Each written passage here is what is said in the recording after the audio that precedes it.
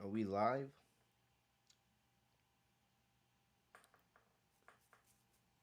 Ladies and gentlemen, I think we are live. Someone in the chat, let me know you guys can hear me.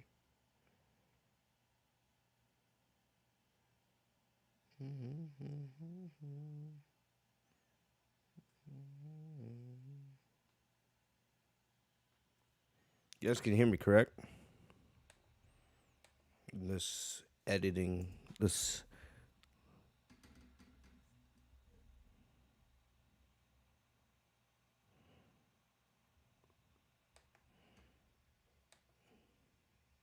Someone in the chat, let me know we are live, please. You guys are quiet. It says we got people in here. Just want to make sure I'm not speaking to myself only.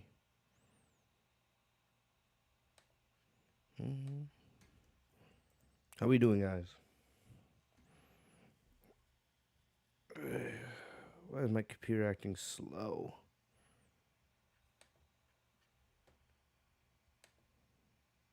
No one in the chat gonna say anything?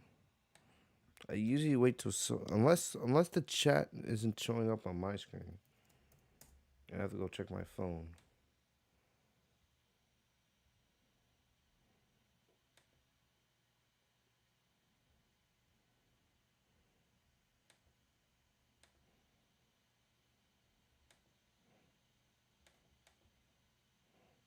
I've been having trouble getting my email all day, and bro, guys, and the fact is, like, in this day of age, if you don't have access to your email, you're like screwed.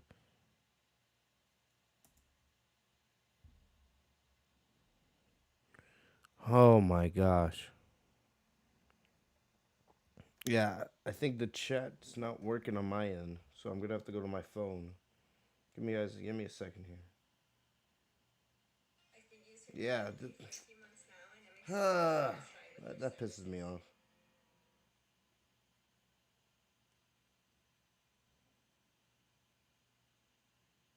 Yeah, that pisses me off. The chat's not showing up on what's it called? On my computer, so I'm gonna have to log in on my phone. So you guys gotta give me a sec. But the plan is once we officially get started, I'm gonna go through everything that happened with the draft. Once I can get into my email, of course. Jeez Louise, man, what's going on with Hotmail tonight? Like I don't know. Did you guys?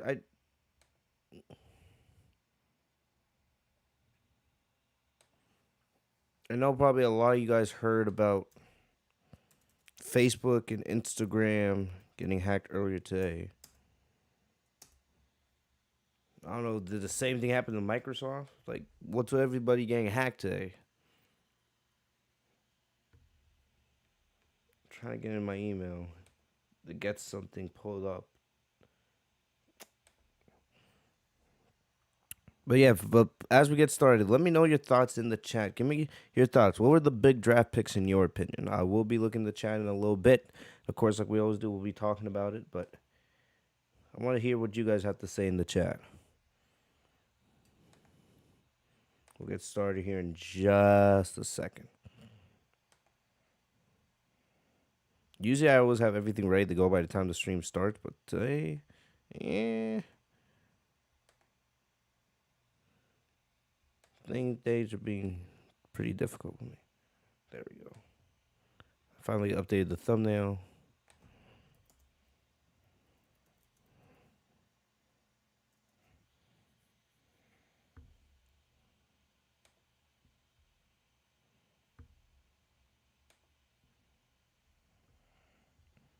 Alrighty. Now I think we're almost ready. Give me like a couple more seconds, guys.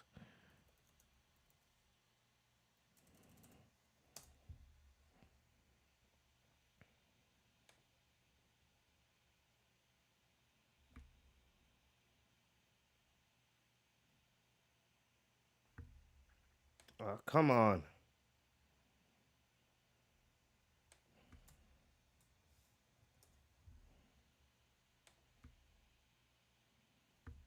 Come on.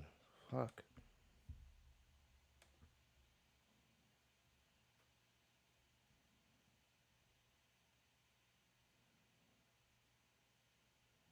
There we go. Finally. All right. Finally, we're ready to get started. Actually, wait one more second. Jeez. How long we been live already? Close to 6 minutes and I can't get my shit together? Fucking hell.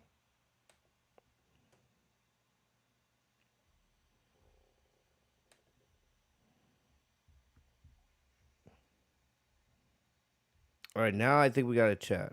Thank you. Fucking hell. There we go. Anyway. All right. I think we're ready to go. Yo, what's going on, everybody? It is your boy Fitz.TV here, aka G-Lauren33. I am back here today with another episode of the Legit Shoot podcast. And tonight we are talking about the WWE draft while also talking about Monday Night Raw with your review and results for October 4th, 2021. Thank you guys so very much for joining me right here on the channel, on the podcast. You guys are doing well, I hope. I'm doing okay. I know I haven't been posting as much lately because I've just been wicked busy, but I'm hoping this week that we can get back on schedule finally. There's a lot of things going on. I'm going to have a lot of videos planned because, we have the WWE draft we're talking about tonight. And for my anime fans out there, I have some anime videos planned. Comic-Con is this week. And for my anime people, we have a Dragon Ball Super panel coming out where we may get a trailer for the new Dragon Ball Super film next year. We may get some new revelations, so I am very excited about that. So expect it to be a busy week here on the podcast. I've just been wicked busy. So when I'm not, I'll tell you, when I'm not posting videos, it means I'm busy. It's not because I don't want to post videos, because I'm wicked busy. But we are here tonight. We're gonna talk about the draft. And since I didn't do a SmackDown review, I was planning on doing a SmackDown review to talk about night one of the draft. But since I didn't, and let me fix my camera. I don't know why it's bothering me, man. Like little things when I'm recording bother me, you know.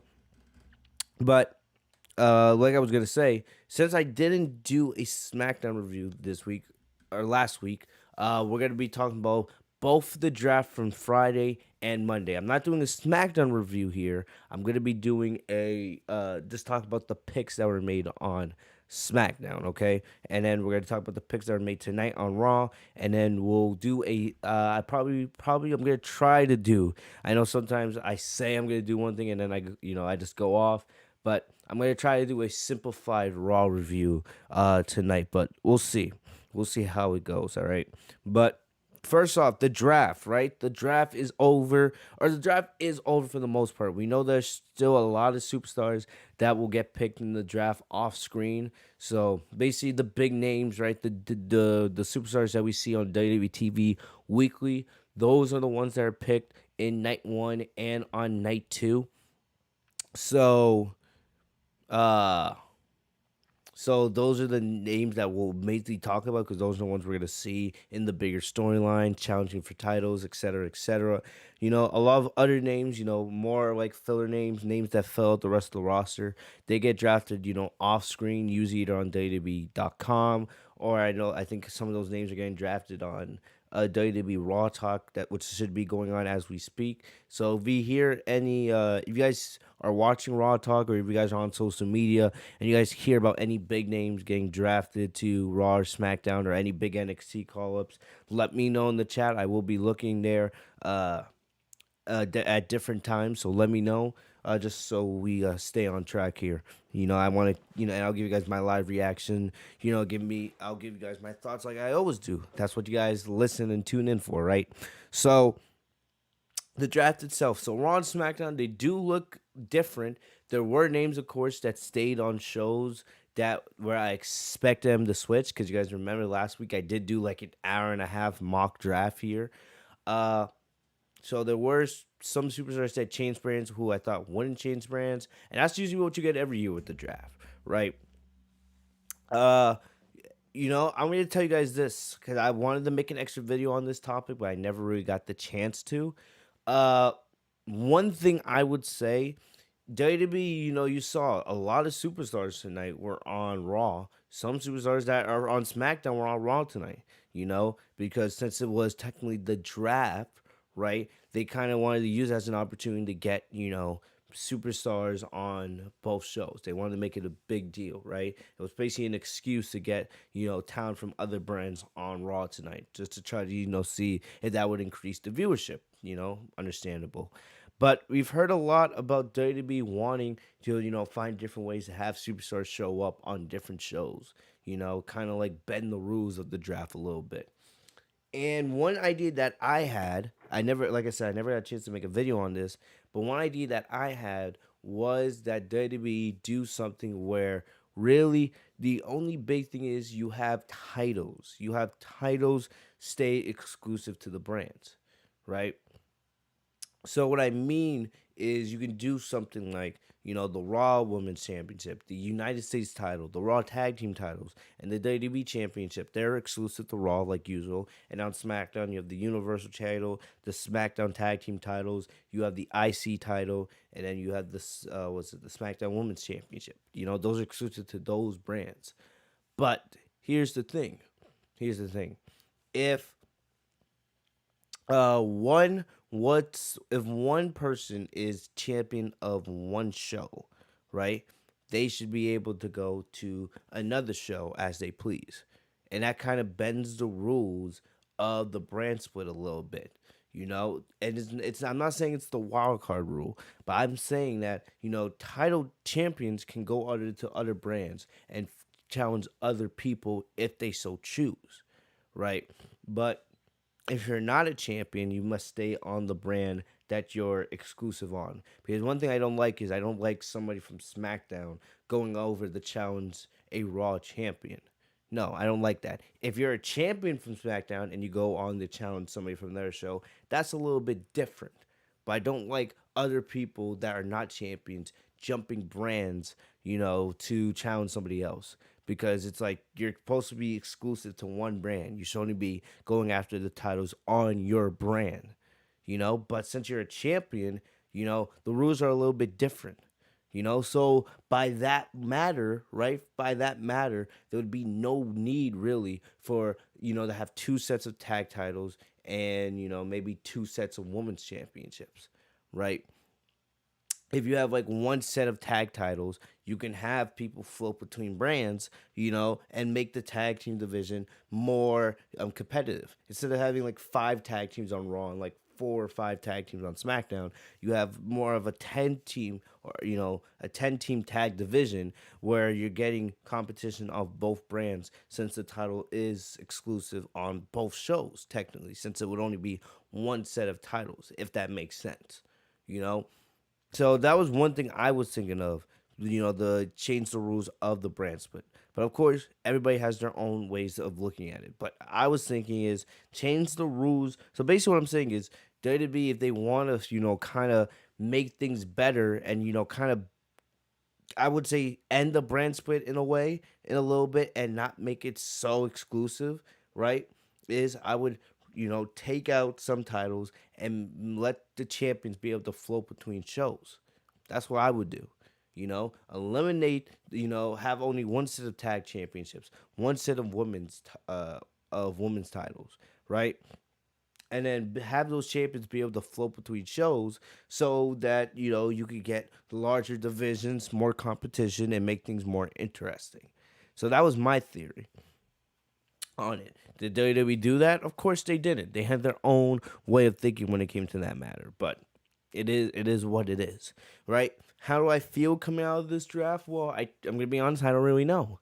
I don't really know because, like, honestly, there wasn't many things that really were like, oh my gosh, like this superstar is going to this brand.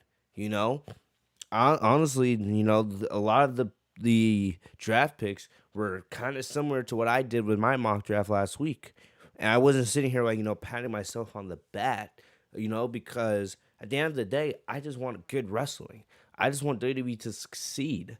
It doesn't really matter to me how the rosters look like. I just want the shows to be written in the best way possible. You have the most stacked roster, but if you're not writing good television, if you're not making compelling storylines and good matches and putting on stuff that we're going to want to watch every single week, then what's the point of having an all-star roster?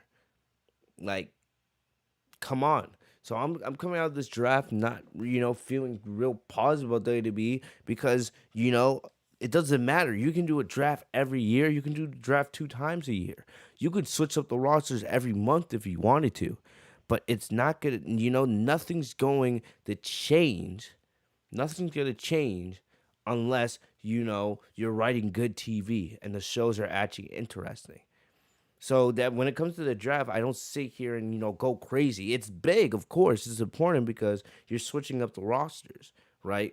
But still, if we're still gonna get the same old boring WWE that we've gotten basically for the last half decade, right? The same problems that Raw has had for the last 5 years. It's not gonna mean shit. It's not gonna mean shit at all. So it's like, I'm not sitting here, losing my mind over some of these picks. I'm not. Like, and the thing about it is, another thing is, these picks don't even go into effect for another, 3 weeks?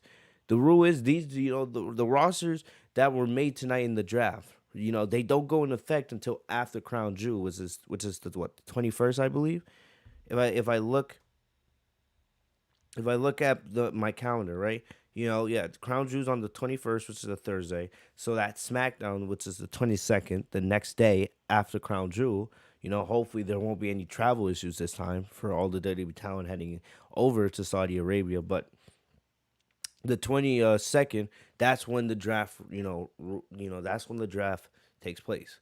So you'll have superstars, some superstars who will be on Raw, or, that Monday. And then they'll go to Crown Jewel, be on the pay-per-view, and then they'll be on SmackDown, their new home. So that's going to be a long week of TV for some folks. But either way, I'm sitting here and I'm just like, I'm not going to sit here. I'm overly positive about the draft, overly negative, really. I just want good television at this point. So I'm going to look at the chat real quick. I'm going to go over the draft picks that were made.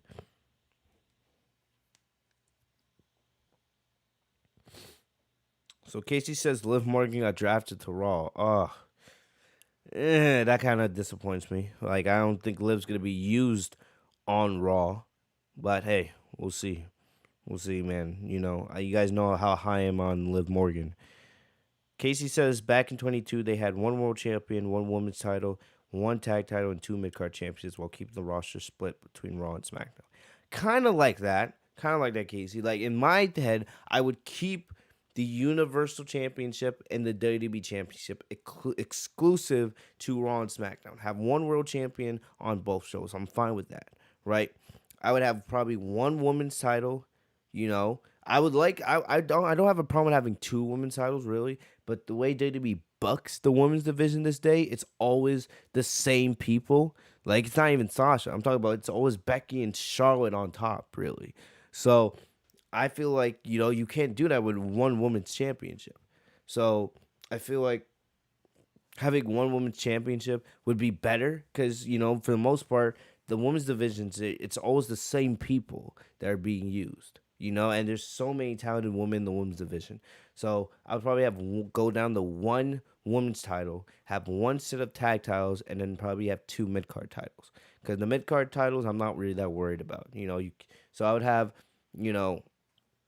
basically 2 male singles titles on Raw and SmackDown. I would have 1 tag title for both shows, 1 women's championship for both shows, right? And then everything else would be discredited. No more 24/7 title, no more of that other nonsense. That's what I would do, okay? So Casey says they split up Tegan and Shotzi. Oh, come on. Where did Tegan and Shotzi get drafted to? You guys know, a lot of you guys know, I liked Tegan and Shotzi Blackheart. Like, I'm still mad that they never got their women's tag team championship opportunity, and now they're being split. Why? You have, I don't get that. So tell me, where did they get drafted to? Was it what Shotzi got put on Raw and Tegan on SmackDown? Is that it? I don't get it. You don't even have teams in that women's tag team division anyway. You have Natalya and Tamina, who nobody cares about, and Rhea and Nikki, which even though they're the tag titles, they're the tag champs at the moment. Does anybody really care about them? I, I, I don't know. Let me check WWE and their social media page, man. So Tegan was drafted to Raw and Shotzi staying on SmackDown. I don't like that. I like why? What was the point? You don't have teams to begin with. You already are struggling with barely having teams. Oh, come on. So what? I'm willing to bet within weeks Tegan will be teaming with somebody else. Oh my gosh, man. So, all right, I see it now. So I'm on WWE's Twitter page. So Dana Brooke on Raw, nobody cares. Bobby Rude and Ziggler, the Dirty Dogs are on Raw. Or the Dirty Dogs, It's a solid team, I guess. Whatever. You have Liv Morgan on Raw, I already told you. I wish she was on SmackDown, but it is what it is. Uh Jackson Riker's on Raw, who cares? Shelton Benjamin and Cedric Alexander, the Hurt Business, of course, they're on Raw. That makes sense since Lashley's still on Raw. The Miz is gonna be staying on Monday night. Makes sense. Or it doesn't really matter. It didn't matter to me what brand the Miz went on. Who cared? Like I said, I don't like Tegan being split from Shotzi. I don't know why they did that, but Tamina is on Raw, so it looks like Tamina and Natalya are being split up again. 'Cause I don't see Natalya in her, and Mia Yim. Mia Yim is also on Monday Night Raw. So like, I'll say this: like, there's a lot of Monday Night Raw. They have a good amount of people in their women's division, but are you gonna book them correctly? You have talent here. You guys know how much I love Liv Morgan. I am also a really big fan of Tegan Nox. I wanted Tegan Nox to become NXT Women's Champion at one point, but unfortunately she tore her ACL, and then when she came back, she got put right on the main roster. But I'm very high on Tegan Nox and Liv Morgan. I love both those women. All right, Mia Yim, very very very underrated. She has done nothing on the main roster since getting called up. When she was in Retribution. So like those three are three solid names that could really be contenders in that women's division. But like, are they gonna be used? Like, are they gonna be used? I look. I don't want to be Mr. Negative, but I don't trust Vince with any of those women. I don't trust him at all. Hopefully I'm wrong, but I don't trust him at all. So we'll see. We'll see. We'll see what happens. But look, I don't like Tegan being split up from Shotzi like that, right? And you're splitting up Tamina and Natalya. Not that I care about them as a tag team, but who's left to challenge Rhea Ripley and Nikki Cross now? Or Nikki ASH? Legitimately, who's gonna challenge those two for the tag titles? You split up basically every single team in the women's tag team division. I don't know. Yeah, on SmackDown, oh man, Jinder fucking Mahal, man, Jinder Mahal, man, the greatest WWE champion ever. He is coming to Friday night, right? And they broke up his little trio. What's his name? Veer and Shanky. I think I don't remember the name of the big guy. I think the big guy was Shanky. But Shanky's going to Friday night with Jinder, and it looks like Veer is being put on Raw. Why? I don't know. I have no idea why they're doing that. But not that I care. And then Shotzi and Natalya are being sent over to SmackDown. Like I honestly wondered with these names, do they just put them like in a hat and then just pick them by random? Be like, all right, you're going to Raw, you're on SmackDown. These draft picks seem so random, so random. Why do you break up so many teams and then not do anything with them? I don't know. Those mind boggling.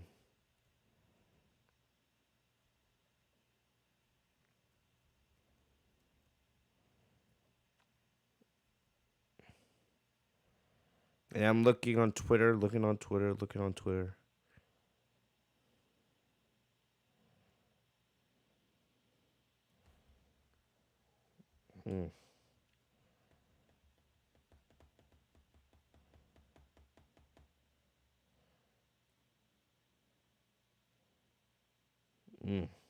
Mm, mm, mm.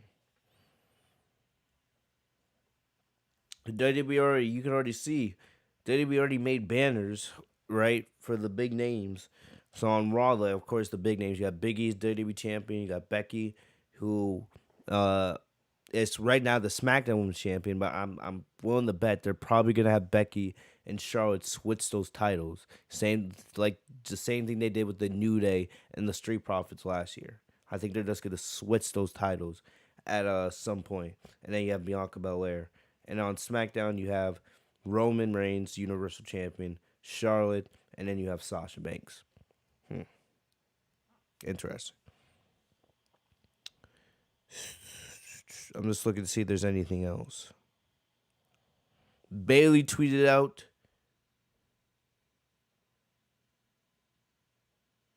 Bailey tweeted out to see he's technically a free agent. Well, here's the thing. Look, I I don't know what you look. We don't have to really worry about Bailey until WrestleMania season. Like I wouldn't be surprised if Bailey came back Royal Rumble time, but you know, but we don't have. But Baby Bailey is a free agent. I she could now that you have Sasha and Charlotte on SmackDown, and you have Becky and Bianca on Raw, you can go either way. What brand you want to put Bailey on? Like know people have been waiting years for a Bailey and Becky feud, right? You can always do Becky and Sasha again, or you can always do Bailey and Charlotte again on SmackDown. But I feel like people want to see that Bailey and Becky feud that's never happened because those two have always been on opposite brands. So this could be the time to do it. This could always be the time to do it, but I don't know. And who's that? They got this Jackie Redmond girl. Is she like the replacement for Charlie Caruso? Like she is, she got it. She got it like that. But anyway, I see you guys in the chat complaining. Give your thoughts about the draft, of course. Look, all right. Anyway, I'm gonna go through the draft picks now quickly, and then give you guys my thoughts on this. Like I said, you guys are not seeing me rant. If you guys know, I'm not ranting. I'm not getting all emotional about these because part of it is like to me, the draft. I already said it. Like the draft, it doesn't matter what you do. You can make all the changes you want. If the show isn't written well, if you don't make us care about these shows and give us good quality TV, you can change the rosters up as many times as you want, and they're not gonna mean shit. They're not gonna mean shit. So it's on WWE to, you know, actually make these shows matter. It's really that simple. Anyway, let's get into the picks. I'm gonna start from SmackDown because we're gonna talk about the SmackDown picks from Friday. Give me one sec to pull them up.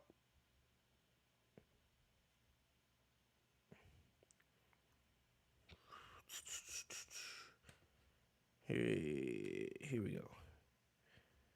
All right, here we go. Night one. So night one, Roman Reigns goes back to SmackDown no surprise there. I did not expect the WWE and the Universal Championships to, switch brands. That rarely happens.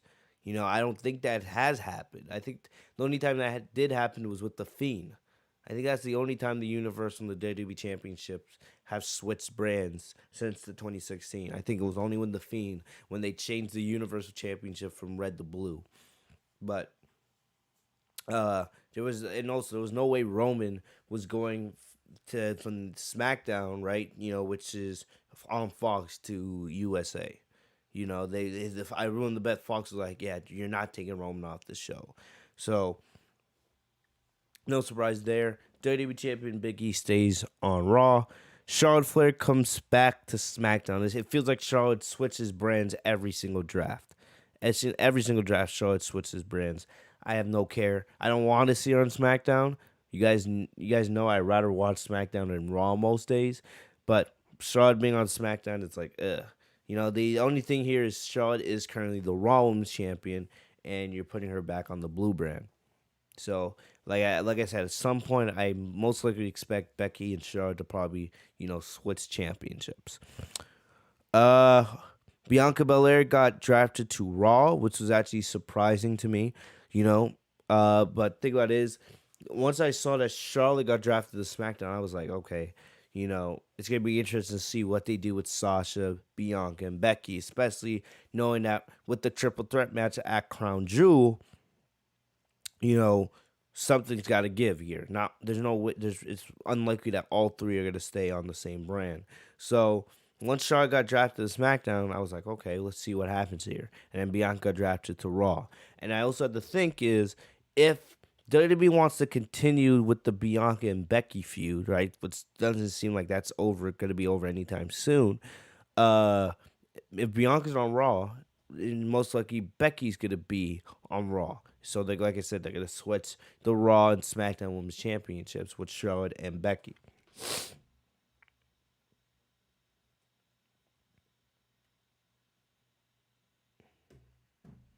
So yeah, like I said, they were gonna switch the those titles, but you know, still we don't know. With Crown Jewel coming up, we could have new champions. We never know. Sasha could potentially bring the SmackDown Women's Championship back to SmackDown if she wins. Even though I'll be honest, as a Sasha Banks fan, I think it's unlikely that Sasha will win at Crown Jewel. But that's still a possibility. Charlotte's not even. I don't think Charlotte even has an opponent for Crown Jewel. So like I think it's more likely than not that Becky and Charlotte will switch titles at some point. So Drew McIntyre going to SmackDown, which I've been saying that for months. That's the move that need to happen. Drew McIntyre going to SmackDown. He needs to change the scenery since he's basically been exclusive to Raw ever since he came back to the main roster with Dolph Ziggler 3 years ago. So there was really no surprise here, and the only thing is you have Drew McIntyre and Big E happening at Crown Jewel for the WWE Championship. So technically, if Drew won that match, he would bring the WWE Championship to SmackDown, right? When Roman Reigns is a champ over there. Unless Brock Lesnar won the Universal Championship and, brought over to Raw, even though Lesnar's technically a free agent. Lesnar can go on any brand whenever he wants. But I feel like they're just doing Drew and Big E just to give Big E another credible title defense on his record, which I have no problems with at all. And then Drew's gonna put Big E over at Crown Jewel in what should be a banger of a match, and then Drew will go over the SmackDown and go after Roman Reigns in the Universal Championship. So yeah, I was very happy that Drew got put on SmackDown. RK Bros stay on Monday Night Raw. The New Day going to SmackDown, so they split up Big E and the New Day again. I was actually kind of surprised by this. They made a big deal a couple weeks ago on Raw with the New Day reuniting, and now here they are. They're being broken up again. For the second straight year in the draft. So it was that was a little bit interesting to me, but that's WWE's decision there. Uh, Edge being put to Raw. The only thing about this that surprised me was the fact that Edge is, to me, I thought Edge was gonna get that free agent status. I thought he would get that John Cena, Brock Lesnar status. Unless something changed where Edge is planning to be full time all year. For the most part, Edge has been on WWE TV. I'll give Edge all the credit. He's been on WWE TV for much of this year. He was on the Royal Rumble where he won, right? He was present for a good amount of the WrestleMania build with Roman Reigns and Daniel Bryan. You know, then he took a couple months off. He took about 2 months off, was it? Then he returned to face Roman at Money in the Bank. Then he's in July. Then he was here at SummerSlam, and ever since SummerSlam, he's been present. For the most part, he's been there almost every week. He faced Seth in that great match in MSG about a month ago, and him and Seth are still feuding. And both him and Seth were drafted to Raw, where this feud looks like it's gonna continue, right? Because even though I expect us to get a third match with Edge and Seth, which could be at Crown Jewel, they're both on Raw. So Seth could very well keep going on here on the red brand. I don't know. I was not surprised that Edge got drafted to Raw. I was surprised that he was drafted to a brand in general. I thought he would get that free agent status. But if Edge is, full time, because I thought his contract was supposed to be about 6 matches a year. He's already done over that. I think he's done close to 8 matches this year, like 7 matches, 8 matches at this point. But if he's planning to stay full time, ain't nobody complaining, But I was just surprised that Edge wasn't given the free agent status technically. So Corbin and Madcap Moss stay on SmackDown. So I guess they're a duo now officially since they were drafted together. It feels like Corbin's been on SmackDown for a long, long time. The only time I remember Corbin being on Raw was when he was Constable Corbin. But that's whatever. I'm not complaining about Corbin being put on SmackDown. I was just, it feels like he's been on SmackDown in most of his career. But Rhea Ripley and Nikki ASH got drafted to Raw. But remember, since they're the tag champions, they can go on any brand they please. And this one was interesting. Hit Row got drafted to SmackDown. If you guys watch NXT, you guys know all about Hit Row. Look at me playing with my hair. Look, I don't like this move because I don't think Hit Row was anywhere close to being ready to be put on the main roster. Look, I want to have hope for them because I do enjoy them as a stable, but I feel like I don't want to say this. I really don't want to say this, but this could turn into another Sanity. You guys remember how great Sanity was in NXT, and then they were rushed to the main roster way before people thought they should have been up there, and then they were broken up within months. Right? A good amount of Sanity is no longer even in, like, Eric Young, I believe he's in Impact. Killian is still in NXT. He went back down to NXT. Nikki Cross, of course, she stayed on the main roster, and she's had somewhat, a little bit of success. And I'm forgetting the other guy. He was in Imperium, I believe. I believe he's no longer with the company.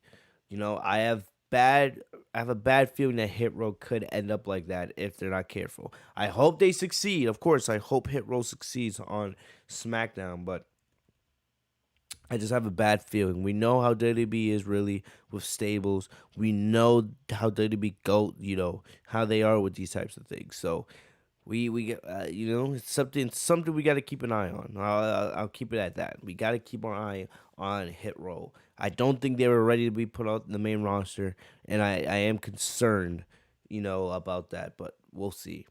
We'll see what happens with that. But that's the one I would highlight and be like very, very large question marks next to. Keith Bearcat Lee. I hate that name for him. I don't know why that's his name. I don't know why WWE always feels like they have to fucking change people's names. It's like Keith. Well, what the hell was wrong with Keith Lee? Like, I don't get it. I don't know why he's being called the Bearcat, but he's staying on Monday Night Raw. I would love to see Keith Lee versus Big E for the WWE Championship at some point. I would absolutely love to see that. If this Bearcat gimmick is what gets Keith Lee to the main event where he deserves, okay, but honestly, why the hell did you have to change this? Why do you have to give him that ridiculous nickname? Have him wear now on his attire and everything? You know, like he's Keith Limitlessly, not Bearcat Lee. I hate that name. But we'll see what happens with that. I hope and pray, Keith Lee finally gets pushed like he should have been for the last year. But he's on Raw. Naomi stays on SmackDown, which I'm happy for her. Naomi.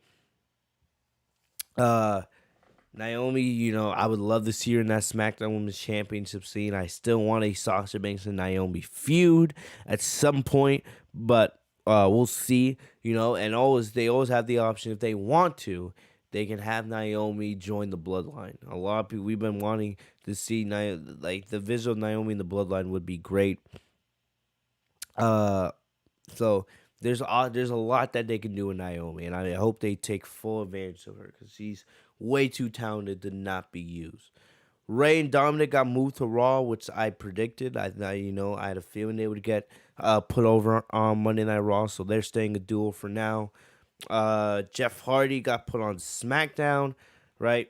And Austin Theory got called up and put on Raw. We all remember what Austin's first stint on the main roster was last year during the pandemic when it was him and Andrade and Angel Garza in that faction with Selena Vega, and that lasted barely a month. Theory got, eliminated from that faction and he got put down in NXT, or he went back down to NXT, but that was great for him because he got put in the faction with Johnny Gargano and Candice LeRae and Indy Hartwell, The Way, So Austin Theory actually made a pretty good impression on Monday Night Raw tonight. Do I think that's going to continue going forward? Hell no, because you guys know I don't trust WWE, for anything. But it is interesting. It will be interesting to see, where they go with Austin Theory because the guy is way too talented. The guy is young as hell. This is a guy that could, if you build him correctly, he could be a star in WWE for well over the next decade. Well over the next decade. But we'll see what happens with Theory. But he gets his second chance on the main roster, and hopefully WWE books him correctly this time. Not that I trust him, of course. So those were the picks for the first night of the draft. Now I'm gonna go to the picks for the second night.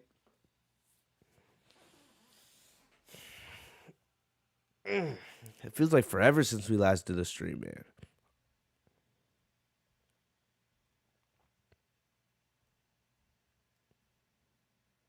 Give me one sec.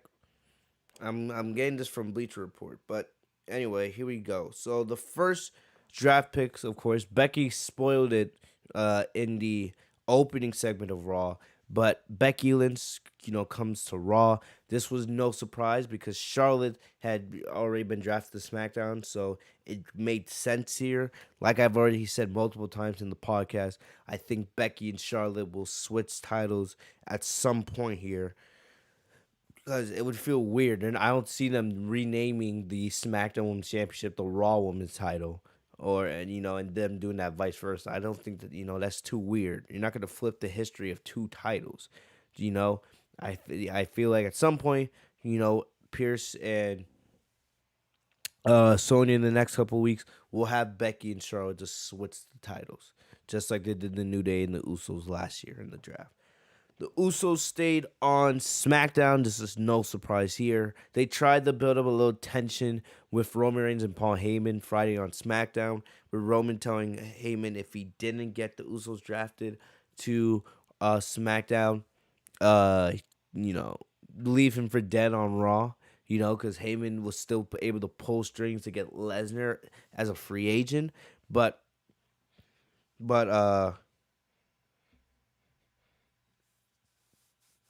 But those same strings he was able to pull for Brock Lesnar, he now need to pull those strings for the Usos, the Bloodline. And no surprise there, the Usos got drafted to SmackDown in the second pick of the night.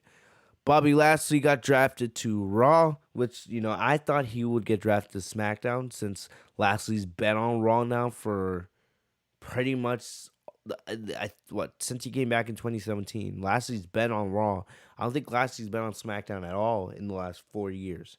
So I thought it would be a good change of pace for him to be on SmackDown, go after the Universal title. But for now, he's staying on Raw.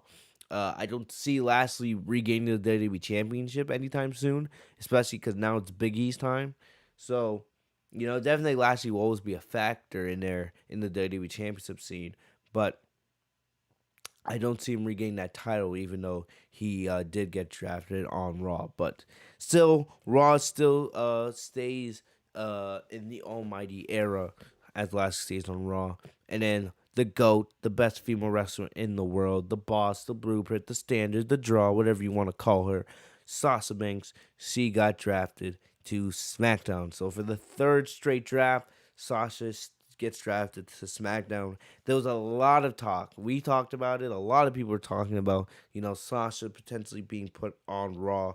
And I thought it was likely. If you guys saw Sasha's social media page, she was there at Raw tonight, and she started the night in a red outfit because she thought, there's a good chance. I'm willing to bet even she thought there was a good chance she was going to be put on Raw, But by the end of the night, of course, when she showed up in the main event, she was wearing blue to represent her blue colors, So said she was put on SmackDown. So Sasha stays on SmackDown, which is great because I'd rather watch her on SmackDown, of course, than have to watch Monday Night Raw. You guys know how dreadful Raw makes me feel, so I'm happy that she's on SmackDown. But it's going to be interesting, very interesting, because a lot of us want to see Sasha win the Royal Rumble next year. A lot of us want to see Sasha finally get that first WrestleMania victory next year. And a lot of us wanted that to happen against either Bianca or Becky. But with Sasha staying on SmackDown, most likely what's going to happen is Charlotte's going to, get the SmackDown Women's Championship here in the next couple of weeks when they switch the titles. So it looks like we're going to be getting Sasha and Charlotte again, which, look, Sasha and Charlotte, we haven't seen that feud since. If we're being serious here, Sasha and Charlotte legitimately have not feuded in 5 years. Earlier this week, Sasha posted how it was 5 years since she beat Charlotte for the second time to become Raw Women's Championship or Raw Women's Champion. And I remember that whole rivalry. It's crazy. I'm going to be honest. It's crazy. It's already been 5 years since that happened. It may not feel like 5 years. It may feel like 3 years, 3 or 4 years. But it's already been half a decade. Half a decade since Sasha and Charlotte had their feud. So if that's what we're heading towards, I know they're going to want to do it. So, Sasha and Charlotte again on SmackDown. Look, Sasha and Charlotte, you could argue, are two of their, they're each other's greatest rivals. You could make that argument. Some people would say Becky for Charlotte. A lot of people would say Bayley for Sasha. But you can make the argument that Sasha and Charlotte, they're each other's greatest rivals. And the matches that they're going to give us on SmackDown, especially since, of course, Sasha, right? I'll give Charlotte credit here. She has fantastic chemistry with Sasha. Those two have gotten better in the ring since in the last 5 years. Well, we've seen them in the ring together in the last 5 years, of course, in, tag team title matches and things of that nature. But we haven't seen them feud over a title in 5 years. So, look, it's way better than us getting fucking Becky and Charlotte again, right? I feel like no one's going to complain on that. It's way better than getting Becky and Charlotte again. So, the matches that we're going to see with Sasha and Charlotte on SmackDown, they're going to be great. The only thing is the booking. Will Sasha and Charlotte flip-flop the SmackDown Women's Championship over there on SmackDown? Is that what's going to happen? Will Sasha, beat Charlotte and, finally get to retain a title against her? Because remember, anytime, the 3 times Sasha beat Charlotte for the Raw Women's title, she lost the title to Charlotte in the next match. So, it's going to be interesting. Because that's most likely going to be the big feud on SmackDown after Crown Jewel. Sasha and Charlotte are probably going to face each other for a good amount of the rest of the year. And it will probably continue going to WrestleMania season, as long as neither one of those two get injured. So, I'm happy Sasha got drafted to SmackDown. It's just going to be interesting to see how they do Sasha and Charlotte, especially after all these years. You also got to think about, well, does WWE turn Sasha babyface again? Because I feel like a lot of us would agree, in a Sasha and Charlotte feud, Sasha would most likely make sense to be the babyface. Even though you did just turn Sasha heel technically after SummerSlam, with everything that happened, Becky turned heel, right? And now Charlotte's on SmackDown, and with the way the draft goes, if you're gonna do Sasha and Charlotte, you're not gonna have both of them be heel. I feel like it would be more likely that Sasha would be the babyface, especially if Charlotte's the champion. If Charlotte's the champion, it makes sense for Charlotte to be the heel. You gotta turn Charlotte babyface and make Sasha the heel when Sasha's not even the champion. That doesn't make much sense in my opinion. But look, it's gonna be interesting to see how they do it. Will Sasha turn babyface? Will Charlotte turn babyface? How are you gonna do it? And will Sasha be put over Charlotte in the correct way? This is a chance for WWE to redeem what they did 5 years ago. Sasha, and you guys have heard me say this 1,000 times on this podcast. Sasha should have never lost that title to Charlotte to begin with.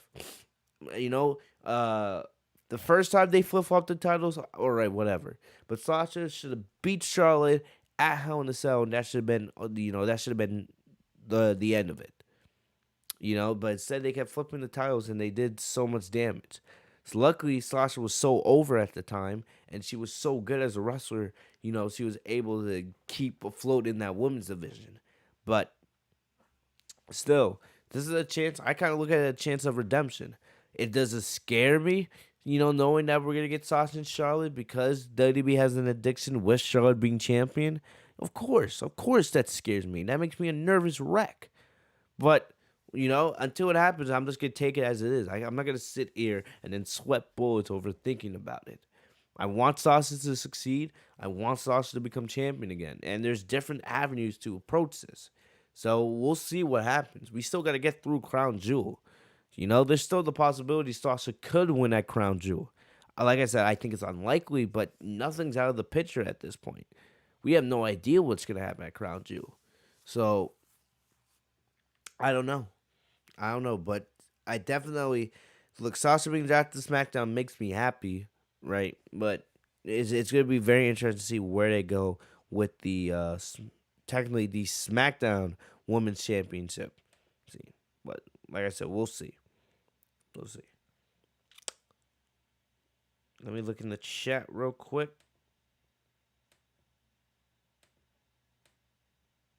Let me look. I'm looking.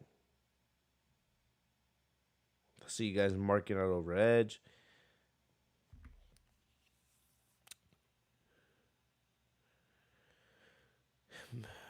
King. Yo, King. What? Edward, why you call yourself King Wrestling? Like, what makes you the king of wrestling? I'm probably just gonna call you Edward. King Wrestling, really? Come on. But Edward says I think Sasha's going babyface.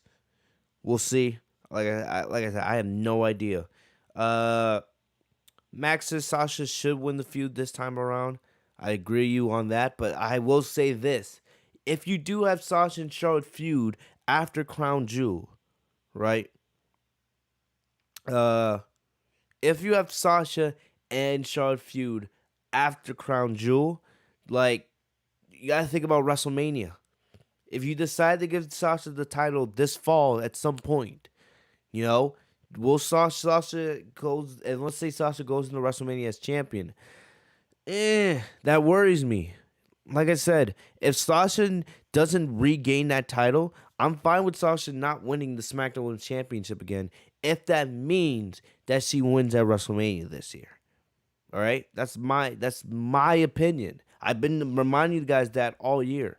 I would rather Sasha not win the title at all if that means that she wins the title at WrestleMania and gets her first WrestleMania victory. But, WrestleMania it's October now. We're still 6 months away. Still got a long ways to go to WrestleMania. But still, if I'm being honest with you guys, that's the way I view it. So I don't know. I would love to see Sasha win the title at this fall, but I told you guys the big thing in my head is WrestleMania, WrestleMania, WrestleMania. So who knows what could happen? A lot of things could happen. Sasha could win the Royal Rumble. Bailey could return and be on SmackDown. Who knows? Who knows? Right? Like I don't even think Oscar was drafted tonight. You know, like one. And remember, you got also. I got another thing I got to throw out there. What about Ronda Rousey? Ronda just had her child. Congratulations to Rousey and Travis. But you know, what if Rousey comes back to WWE? That is still on the table. You know that Vince wants to do that match. And I personally think that match will happen at some point. I do think Rousey's gonna come back to WWE at some point. I'm not gonna say that's gonna be this year or WrestleMania, but you never know. These are the things you just have to think about. They're possibilities. So there's still a long way to go. We still got 6 long months till WrestleMania. 6 long months. And like I said, you got to think about this. If you give Sasha the title now, just see win at WrestleMania when the time comes? Or do you hold off on that title victory till WrestleMania? You know, like none of us can really predict the future, but these are things you have to think about. You have to think about these things. Let me look more. Chris is right. Sasha still is the best in WWE. You are right, my friend.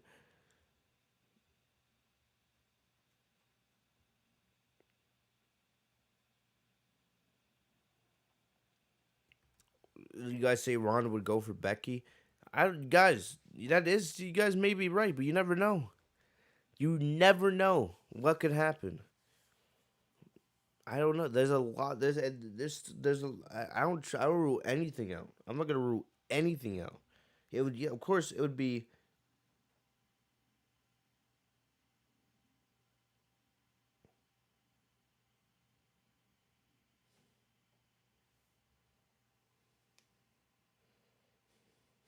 Sasha posted a photo shoot with the blue thing. That's hilarious. That's actually hilarious.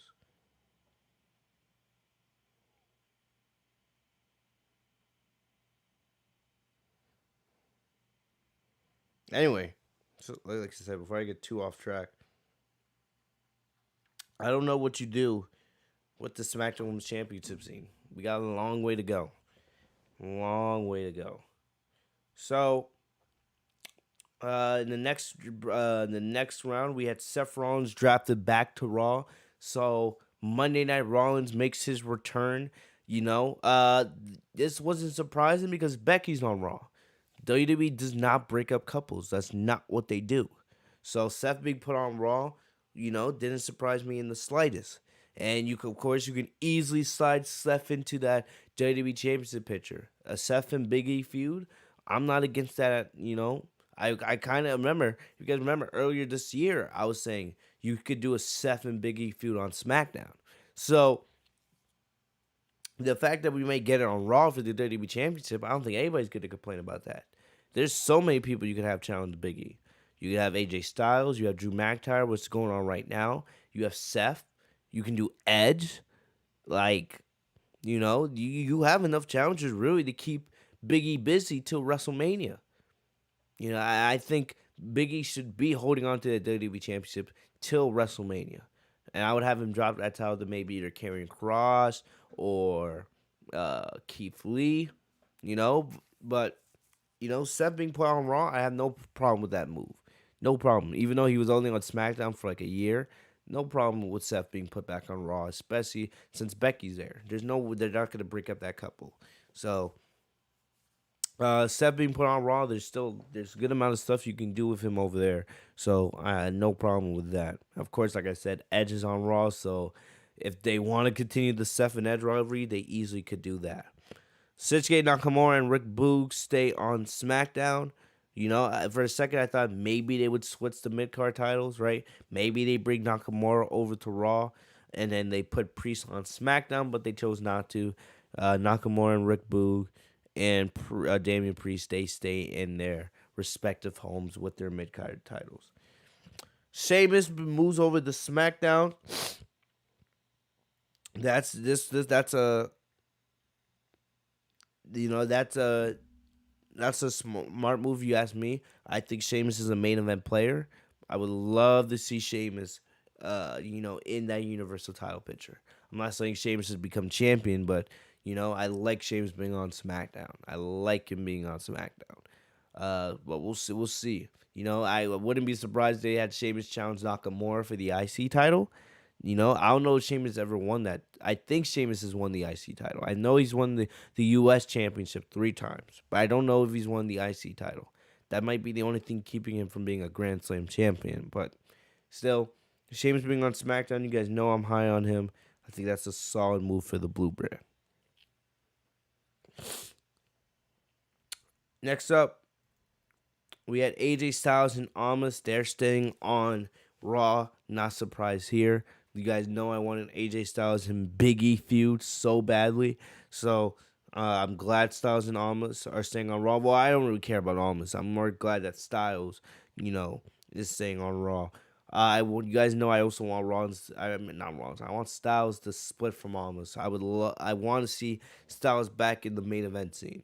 That's where he should belong, especially since you don't know how much longer you're gonna have AJ Styles there. So, still, I'm gonna keep saying that. I want to see Styles by himself. I want to see Styles back in the main event scene by himself. Yeah.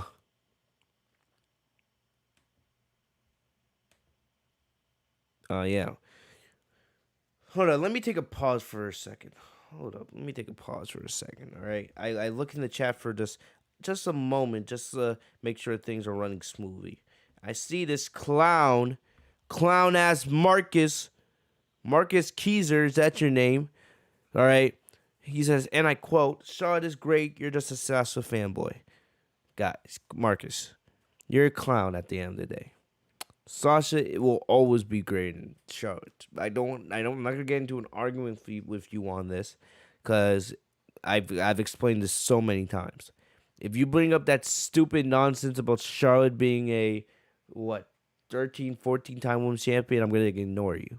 I'm gonna ignore you, because that doesn't mean shit to me. That has all to do with WWE Creative. Real wrestling fans know who's greater between Sasha and Charlotte. Just look at my chat. So if you want to pull that nonsense, stop. All right, stop.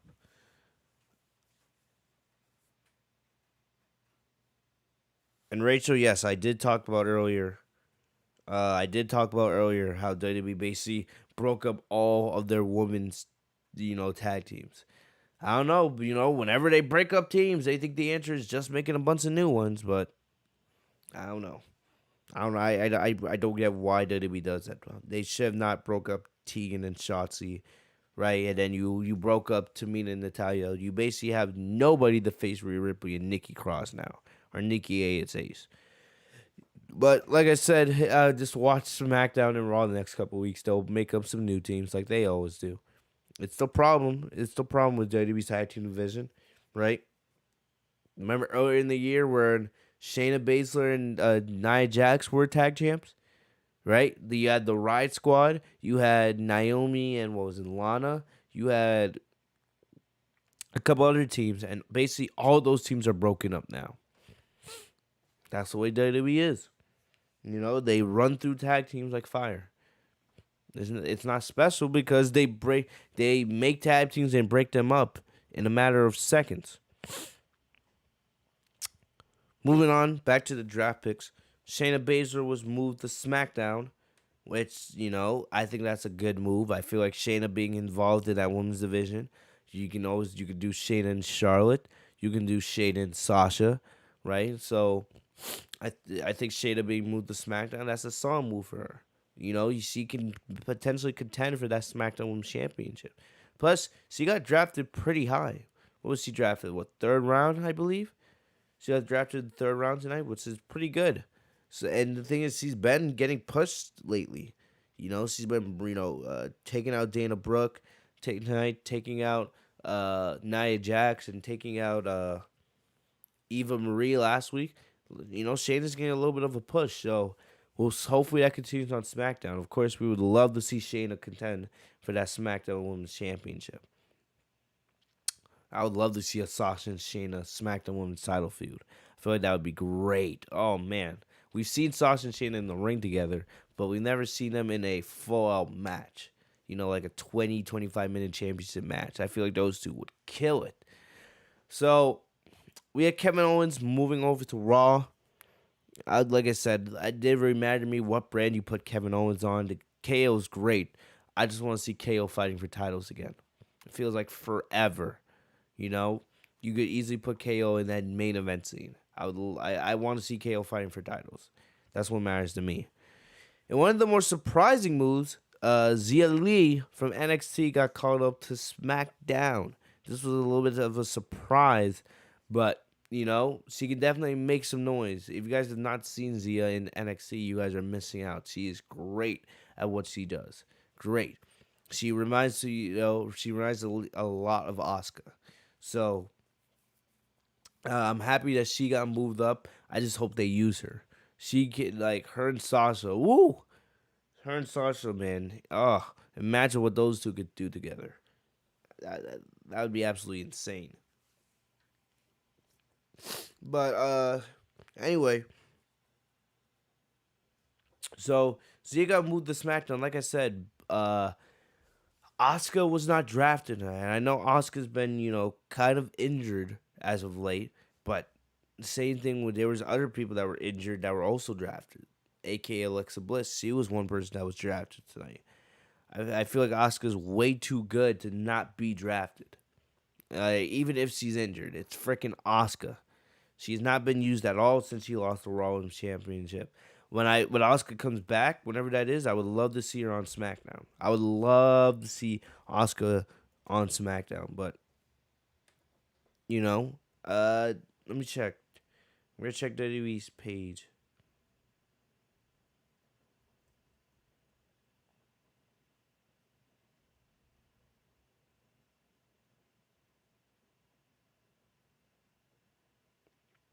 Try to see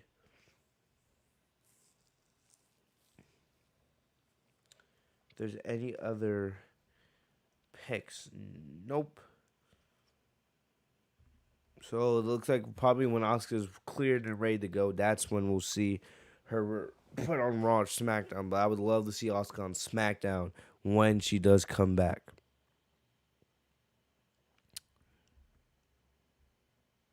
So you guys are going at it in the chat today, huh? Moving on. In the fourth round, we had the Street Profits. They were moved to Raw, you know. So it looks like for now their rivalry with the Usos is over. What's disappointing because I feel like they never gave us that really 5-star match that we knew these two could. They gave us a lot of good matches, but we never got that really, that 5-star match we really knew that these two teams could provide us. So a little disappointed on that, but not much we could do about it now. But Street Profits, you put them on Raw, Street Profits versus RK Bro, that would be a really hilarious feud. We know the Street Profits are all about comedy. We know how funny Riddle can be. And of course, you have Randy Orton in there. Street Profits versus Orton and Riddle, RK Bro. That could be a really fun Raw Tag Team Championship feud. The Viking Raiders, I believe the Viking Raiders were moved to SmackDown. On here it says they stayed on Raw, but I remember watching. The Raiders got moved to SmackDown. The Viking Raiders and the Usos, that could be a fun little feud as well. I don't think those two teams have faced off yet. So I feel like, you build up the Viking Raiders, let them bring that aggressiveness that they're known for. The Usos and the Viking Raiders, that could be pretty cool to see. Plus, you have the New Day over there as well.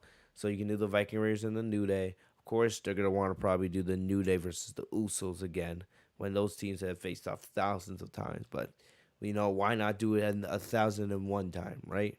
So there are some interesting rivalries you can do with the Usos. Finn Balor getting moved to Raw. There was a lot of chatter about that earlier today. A lot of people were talking about that. So this wasn't really surprising, right? Finn, of course, He had a lot of history on Raw. He spent most of his time the last couple of years on Monday Night Raw back since the original brand split in 2016. You know, like I said, you could easily put Finn in that main event scene fighting for the WWE Championship. You know, the thing is, I will say this: a lot of the people that are in the main event scene, Finn has feuded with already. Like I would say, he's feuded with Seth Rollins. He's feuded with uh, Kevin Owens, I believe. He's feuded with, you know, Bobby Lashley in the past. You know, there's some interesting names you can do with. There's some interesting new feuds that you can do with Finn, but also, man, we still have like what happened with the Demon. You know, after you did what you did at Extreme Rules, which I still don't like that decision. Like, I honestly don't think you should have used the Demon at all if you knew that you weren't gonna have Finn win the match. Uh, what happens there? We haven't seen Finn since Extreme Rules. So now you're putting him on Raw. He's definitely going to be a contender on that show. But, you know, there's still some unanswered questions there. I will say this. As long as we don't get Smiley Finn, I think we'll be okay.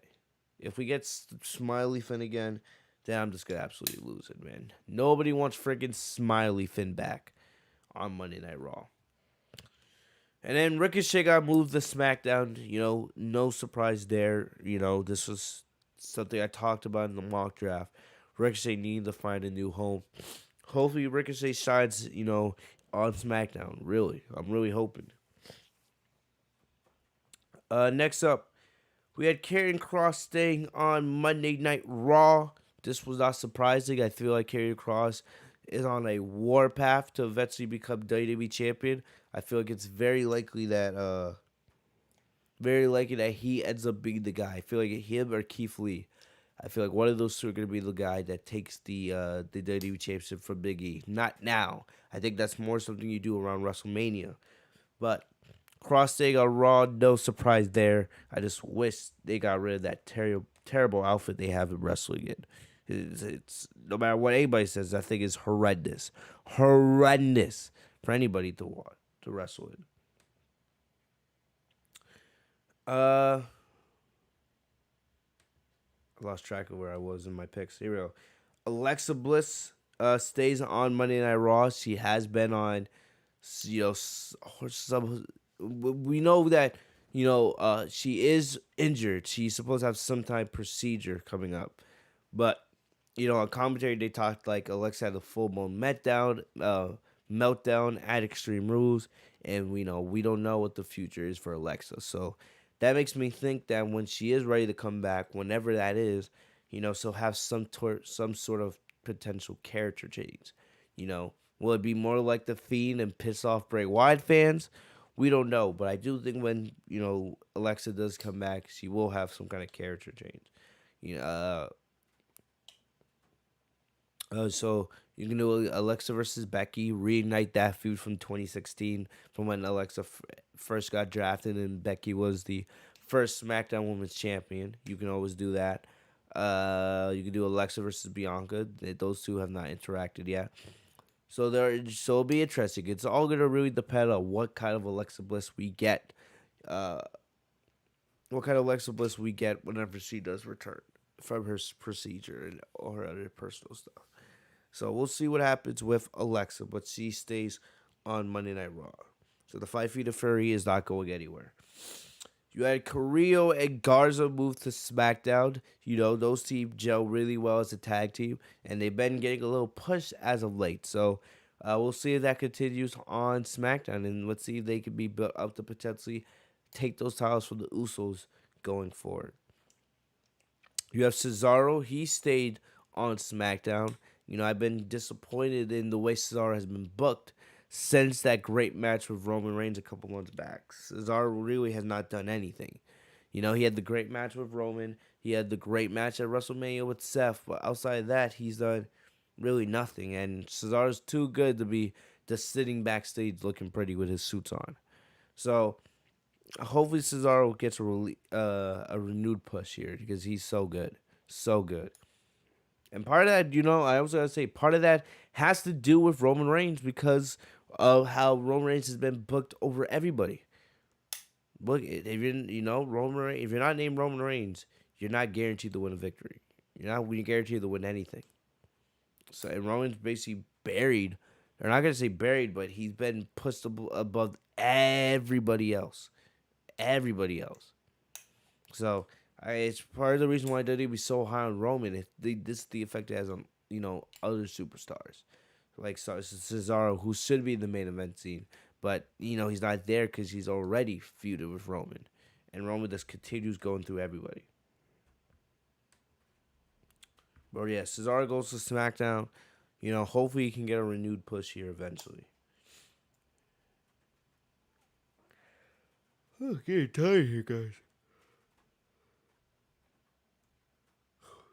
With the last moves on Monday Night Raw, or not, yeah, for the with the last draft picks, with the last draft picks of the night, we had Carmella being moved to Raw. This is something I called. Carmella's been on SmackDown basically since the 2016 draft. She's never been on Raw, so this made sense, giving Carmella a new, change of scenery, and that's all I got to say about Carmella. Rich Holland got called up from SmackDown. This guy's kind of a powerhouse, kind of a beast. I hope that he has success on SmackDown. Not gonna guarantee anything because he could easily be put in catering within 2 weeks. Easily. But we'll see. I want to give them a shot with Rich. Gable Stevenson, this was big. The Olympian, right? We heard reports a couple weeks ago about Gable being signing a contract with WWE. Now he's officially going to Raw. They actually had a video camera in Gable's house to show his reaction and his family's reaction of him being drafted to Raw. So he was very emotional, very happy. Look, we'll see what happens with Gable, man. I feel like Gable could be a lesser Jason Jordan. If you guys remember when they did the whole Jason Jordan Kurt Angle storyline, right? I feel Jason Jordan was very talented in the ring. He wasn't that charismatic, but he was very talented in the ring. He had a lot of the power, a lot of the moves, knew what not how to not make mistakes. So I feel like that could be Gable Stevenson here. I feel like that's what could be this guy. Like when he comes out, when he starts wrestling for real, he's gonna get pushed really, really hard. So it will be interesting to see. What happens with Gable. And then the last pick of the night on TV was Sami Zayn, Mr. Conspiracy Theorist, Mr. Conspiracy Theory himself, right? Wouldn't be surprised if Sami came up with some complaint, some way. What is it? Some way to be like, oh, me being the last TV draft pick on Sami. I can see Sami complaining like, me being the last draft pick of the draft on night 2. How disrespectful is that? I could definitely see him making some kind of conspiracy theory over there. But Sami Zayn being put on SmackDown, staying on SmackDown, no complaints with that. And with that, that was the end of the draft. All right, that was the end of the draft. All those picks were made, and we went over the additional ones that were on, on WWE social media page. If there's any others, I would suggest someone in the chat let me know now. But those were really all the major ones. Even I'm checking WWE's Twitter page just to make sure I got it right.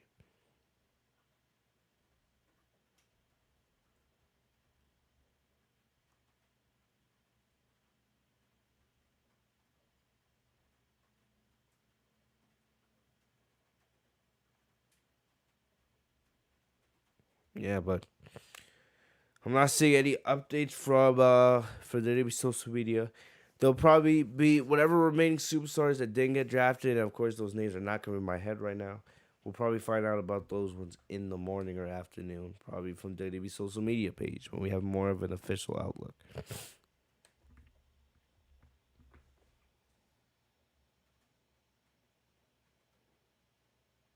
See you guys in the chat. You guys are still arguing Charlotte, bro. guys are hilarious.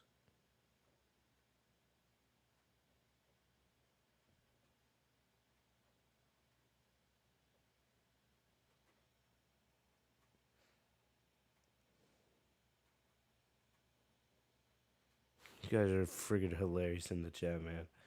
Oh my god, what are you guys doing down there? But like I said earlier, these draft picks don't mean anything unless WWE makes them mean something. Unless you make the shows watchable.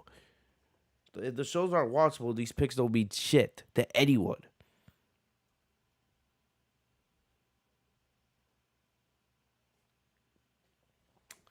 Let me grab myself a drink. Hold on.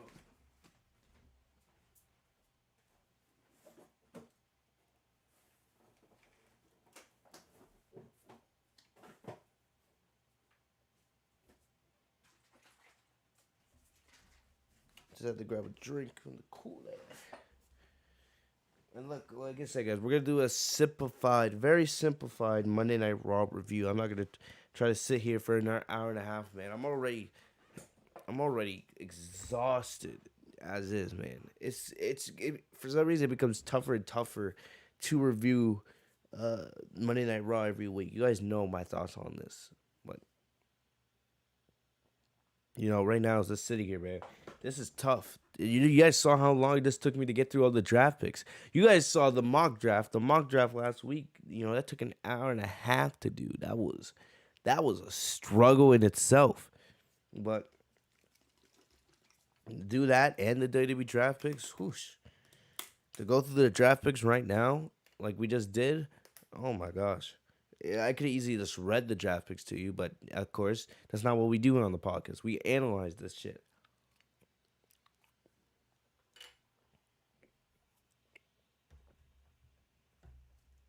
But yeah, we're gonna go through Raw tonight, and the show opened up with Becky Lynch. Becky Lynch came out, she made her way to the ring, and she did get a positive response from the crowd. You guys, I feel like I've talked this to death about Becky Lynch and how much she sucks as a heel. I'm gonna be honest, she sucks as a heel. You know, she's trying too hard, way too hard, and she's just not looking good in the process. I understand people are gonna cheer Becky because of who she is. She's a star, right? And she has every right to be called a star. But bro, as a heel, Becky sucks. Becky sucks. You know, the only time that Becky was good as a heel really was that 1 month, that 1 2 month span she has as a heel back when the man character was just forming a couple years ago, back in 2018. That was the only time it worked for Becky as a heel. And the thing about it is, the fans cheered her so much that they didn't want her as a heel. They literally had no choice but to turn her back into a babyface. But right now, she's just trying too hard. She comes off as annoying. Look, the outfits I understand. I hate the outfits, and I get it. She's playing the cocky heel that believes that she's such a big star that she can do whatever she wants. I understand the character that Becky's playing, but Becky comes out with these outlandish outfits. I hate them, and it's like Seth picked out her outfits. Comes out with these stupid coats. I'm on the bet Becky and Seth, they go shopping together and they pick out, oh, you wear that tonight, I'll wear this, because they come out with those ridiculous coats, and who knows how much money they cost, even though they can easily afford it. But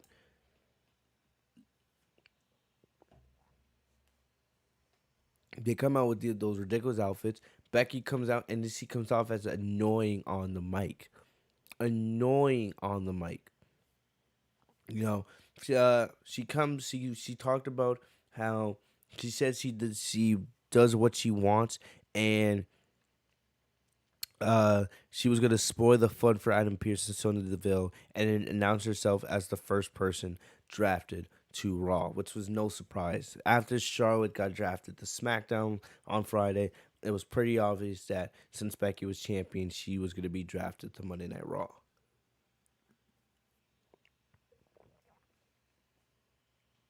right? And I'll talk about this a little more probably in a little bit. But if you guys listen to Becky on commentary tonight and on Friday, you can't defend it. You can't defend it, man. Becky on commentary is just horrific. It is bad to listen to. Bad. Like, you guys remember when Jerry the King Lawler was on commentary a couple times? Like, I think it was last year. I think it was before the pandemic, way before the pandemic, like early last year. He was on Raw for about a month or two. He was horrendous. He had actually lost a step in his commentary. This wasn't the Jerry the King Lawler from the 2010s, the Attitude Era with Jr. Jerry had lost a step. The way Jerry sounded, last year before COVID on commentary, that was the way Becky sounds on commentary these last couple of days. I'm just like, ugh, like legit. It took away from the Sasha and Bianca match because Sasha and Bianca put on a banger of a match on SmackDown last Friday. It also took away from the match tonight with Bianca and Charlotte. Having Becky out there on commentary is just horrific. It's not adding anything to the show. It's making the show worse. You're taking away from the good wrestling in the ring, actual good professional wrestling in the ring. She keeps talking and talking and talking every 5 seconds. Like I get it. You're trying to be a heel, but you're trying way too fucking hard, and it's making it tough to actually enjoy what's going on in the ring. She's trying so hard to get fans to boo her, which most of the time they won't. She's wearing that ridiculous black lipstick with her ridiculous outfit. It's just like, bro, I don't think I've ever seen anybody try to be a heel this hard. And I'll give credit here. Look at Charlotte. I'm not a Charlotte fan, but Charlotte knows how to be a heel at least. Look, she talks like a robot on the mic. She does, and it's annoying as hell. But at least Charlotte knows how to be a heel properly. Becky, she has no idea what she's doing right now. Like this just it makes absolutely no sense. You have Becky out there 1 second trying to be a baby face, talking about, oh, how it looks like the fans missed her on Raw, blah, blah, blah, this. Then she's being annoying and trying to be heel. She even talked about how she thought it was time to become Becky Two Belts, since technically, with her being back on Raw, she was getting the title that she never lost. You know? So Becky actually challenged Charlotte, and said, let's do this. I want to become Becky Two Belts again. Charlotte came out and didn't really offer an explanation. Charlotte just said, "Oh, I was the one that made you. Without me, you were Becky. Before I came in, you were Becky pre-show, right? Which actually has a little truth to that, because Becky was on the pre-show for a good amount of time before the man was born." And then basically, Charlotte just talked about herself. This opening segment was like, ugh. Like, I was just saying, like, no. Becky was being annoying. Charlotte was being her annoying self. And then you had Bianca came out. And we already knew Bianca was on Raw because Bianca was drafted to Raw uh, on night one of the draft. So Bianca Bianca was probably the only positive about this segment, in my opinion. Bianca, I think, did a decent job here of holding her own against Charlotte and Becky. Charlotte said something, but Charlotte was like, "Oh, I'm not a girl. I'm a woman," which was cringe as fuck. Bianca was like, you're not gonna disrespect me," because Charlotte said, "Bianca, you need to be quiet because the champions are talking." I liked how Bianca responded, like, "Who do you think you're talking to? You're not gonna disrespect me." And Charlotte was kind of flustered. Charlotte was like, "Look, I know you've done some great things, but you're not the champ. This is my show." And then Becky instigated between Charlotte and Bianca, which of course led to Adam Pearce coming out and announcing that in the main event we would be getting not Becky, Bianca and Charlotte for the first time ever. Becky was on commentary, and I've already told you guys how annoying Becky was on commentary. Very, very, very annoying. Oh, I agree with you, Edward. I agree with you. Anyway, back to the show. So that would set up our main event. We had Shayna Baszler versus Dana Brooke. This was very, very quick. Shayna destroyed Dana Brooke in about, I think it was 2 minutes here. I liked how Corey Graves on commentary kind of roasted Dana Brooke. Like, he was like, here you have Dana Brooke all strong, but she's done nothing with it. He was like, Dana's been here for years now, which is true. Dana's been on the main roster technically since what, 2016, 2015, right? Early 2016 when she was with Charlotte. So yes, she's been there now for 5, 6 years and has done nothing. Hasn't won a title. Hasn't done anything. So I found it kind of funny when Corey Graves was roasting Dana Brooke and how she's basically been an afterthought on the main roster and hasn't done shit. But Shayna won in a couple minutes. This was very, very quick. After the match, Shayna kept attacking Dana and looks like she was going to do the same hand stomp on the steel ring steps that she did to Eva Marie and Nia Jax the weeks before. Both Nia and Eva weren't drafted either, so we'll probably find out tomorrow where those two were drafted, unless I don't remember anything. Unless I don't remember.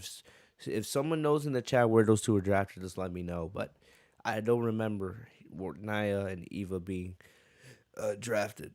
Anyway, if Eva doesn't get drafted, if both of those women don't get drafted, that's probably a blessing in disguise for both Raw and SmackDown. Nobody cares about those two. But after the match, Doudrop came out, right? Doudrop came out and tried to told Shayna to stop. Then Doudrop turned her back to check on Dana, and then Shayna hit her from behind. But uh, Doudrop didn't really sell it. She didn't really sell it. She just more looked at Shayna with like anger, and Shayna backed away. So looks like we could be getting a Shayna and Doudrop feud, which could be interesting. Doudrop, I want to see her succeed, so it'll be interesting to see how Doudrop and Shayna, the two completely different styles, two completely different women. That would be interesting to see what happens. So Edward says Nia's on Raw, which is good. Clap. I'm happy. Nia, as long as Nia and Sasha are on the same brand, like woof. Man, if you have Charlotte and Nia on SmackDown, that would be dreadful. So I'm actually happy about that. And I see that no one said anything about Eva Marie yet, which I hope that means that Eva doesn't get drafted. That's what I hope. If Eva wants to get drafted, she's to get drafted to the unemployment line. Simple as that. Simple as that.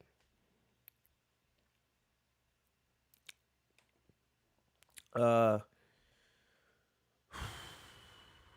but yeah, so we'll see what happens with Dewdrop and what's it, Shayna Baszler. You know, I don't think anybody said, did Dewdrop get drafted anybody in the chat? Let me know about that. But we'll see. So Dewdrop and Shayna looks like that's being lined up as a program. So we'll see what happens with that. We had Mansoor Mustafa Ali versus Angel Garza and Humberto Carrillo. This match was basically a rematch of last week. This is very, very quick. So near the end here, while the ref had his back turned, Carrillo slammed Ali's head into the ring post, and Garza got the pin. So Carrillo and Garza right now, they're doing pretty well. They're doing pretty well, and they did both get drafted to SmackDown. If you keep building them up, they could be a viable challenger to the Usos for the SmackDown Tag Team titles. Viable, you could have them go up against the New Day. You could have them face the Viking Raiders, and then potentially the Usos. So we'll see. But like I said, I'm happy to see Carrillo and Garza finding success as a team. We'll see if that continues on SmackDown, which hopefully it does. Next up, we had Big E. So Big E came to the ring shortly after the 9 o'clock hour, and he wanted to talk about how Raw is his show now. He was upset that the New Day was broken up again, which we talked about earlier. But then he said everything would be all right. He then invited Drew McIntyre to come out and speak his mind, since Drew basically declared himself as next in line for the WWE Championship last week. And Drew came out basically talking about, said how he was proud of Big E becoming WWE champion and shutting Bobby Lashley up. He said that he didn't want to be like those other everyone else who texted him. He wanted to do it as a man. So right there, he shook Big E's hand and congratulated him on becoming WWE champion. He also said that even though he knew he was going to SmackDown and that's where he was drafted, he felt like he had unfinished business and wanted one more shot at the WWE Championship. Fuck. God damn it. Why do I gotta get that text, man? Leave me alone. Ugh. That pisses me off.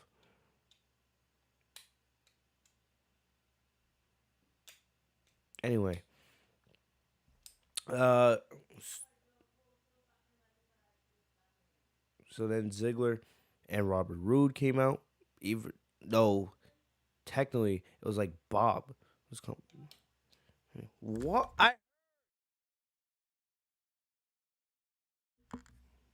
So then uh Ziggler and Robert Roode came out, and I was like, wait a minute. Well, and I knew, I was like, oh my gosh, this is gonna turn into a tag team match. But I will give WWE credit here. I will give WWE credit. They actually made this kind of interesting. This was actually kind of creative. This was actually kind of creative, you know? So Ziggler came out, and basically Ziggler took credit, for Big E's career because he brought him to the main roster as his bodyguard in 2013. And they actually showed footage. They showed footage of them. What was kind of funny is they didn't show any footage of AJ Lee because technically those three were stable. AJ, Big E, and Ziggler were stable. We all remember Big E was Ziggler's bodyguard back when Ziggler won the World Heavyweight Championship from Alberto Del Rio the night after WrestleMania. They also had a match at WrestleMania with each other. So, uh, Ziggler and Big E did have history. And I liked how Ziggler was like, you didn't answer my text. Everyone else thank you, but you didn't answer my text when I said thank you. And then Ziggler also said that this is about Drew too, because Drew, uh, Drew and Ziggler, they were a tag team when Drew first came back to the main roster back in 2018. So Ziggler was, took credit for that as well. And uh, all Ziggler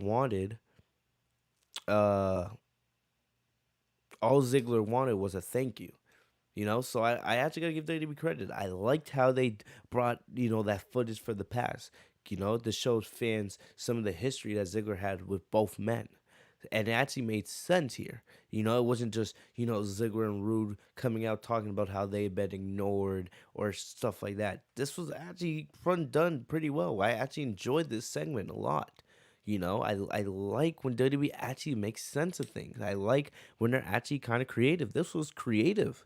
To bring Ziggler out there and then have them talk about the history with both men.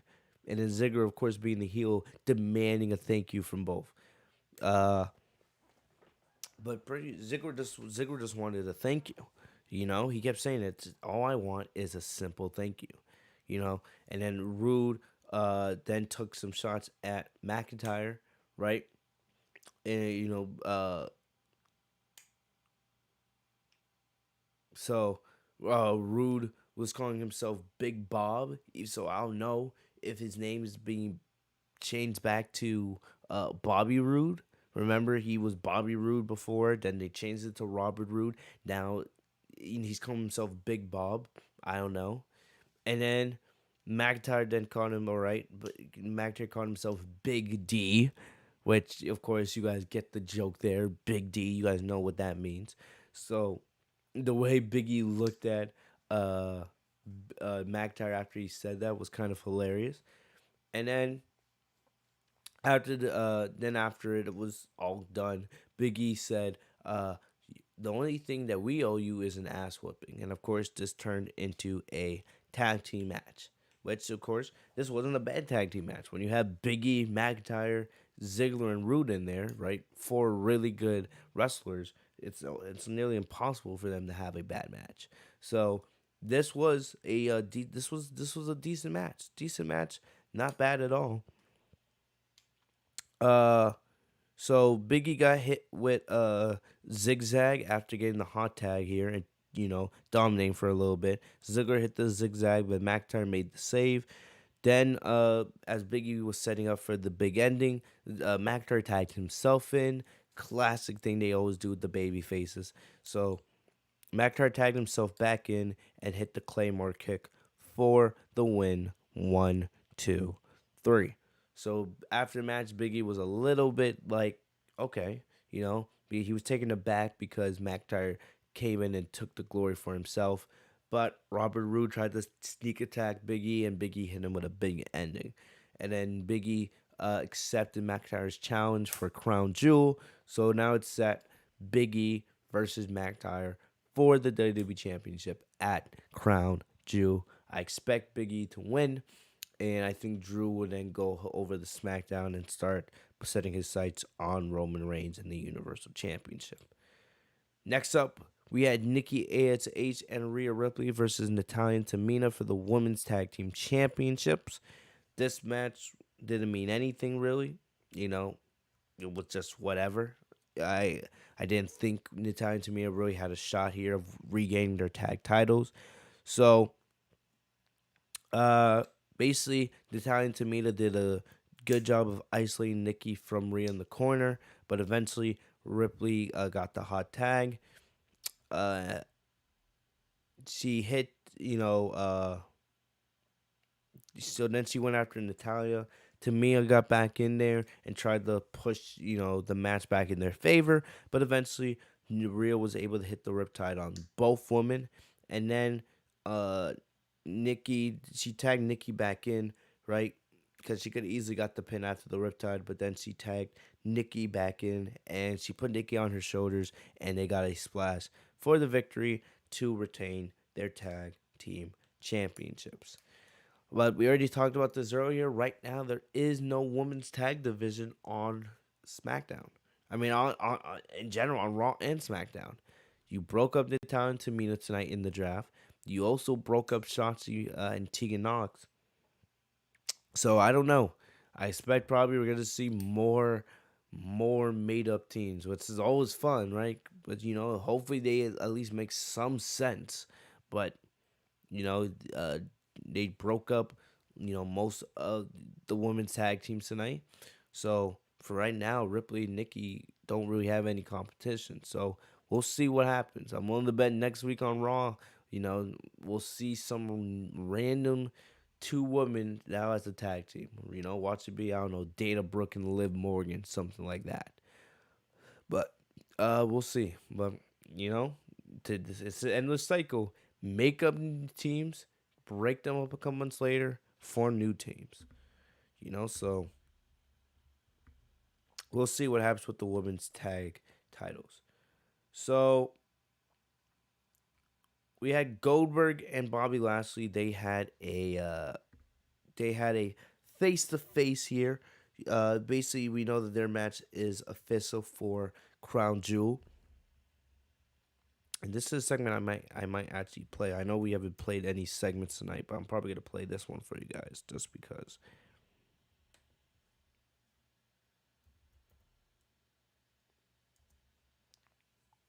Give me a sec.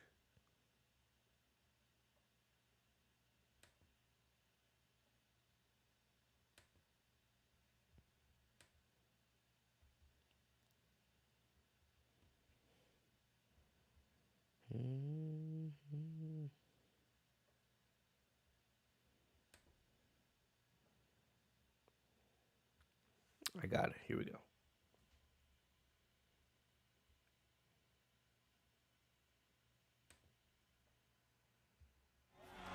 This time it's not almighty. It may have. Country! SEC country! Goldberg sucks, by the way. Bobby Fuck Lashley Goldberg.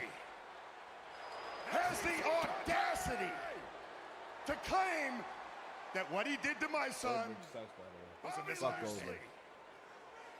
Has the audacity to claim that what he did to my son, it wasn't. It was intentional. So tonight, I'm inviting Bobby Lashley in this ring so I can intentionally break his freaking neck. I'll say this. Goldberg on the mic tonight actually sounded decent. This is probably the best Goldberg. What we got from Goldberg tonight. This is probably the best he sounded since he's been back the last couple of years. You guys know I am not a Goldberg guy. I say fuck Goldberg almost every single time he appears. But I'm not going to sit here and, be an asshole and not, say when something good happens. This, the way he sounded tonight, this was probably his best promo segment since he's been back. Over an misunderstanding. Come on, you don't fuck Butch, son. You're the man speaking. And bro, Lashley's suit tonight, man. Lashley's suit. That's like I said, man. If Lashley has a suit line, I need to know of it. I need that, bro. Lashley, bro. The guy's an inspiration to me with the way he dresses. I'm going to give you that match at Crown Jewel under one condition. That match is no holds barred. Oh, wait a minute, Bill. And you can bring your son along, too. Thank you, Bobby. Goldberg fell to his knees, actually, which was kind of funny. He fell to his knees saying, thank you for making that match. Because Goldberg's already on a warpath. He wants to kill Lashley for what he did. And now you're making it no holds barred. You're giving me the chance to use chairs and ladders and other things. That's what I want to do. In a normal match, I can't do that. Now in no holds barred, anything goes. And No holds barred gives me a license to kill. that's a good line right there. I gotta give Goldberg credit here. This is a decent promo. A license to kill. That's a pretty cool line right there. Bobby, no holds barred gives me a license to kill.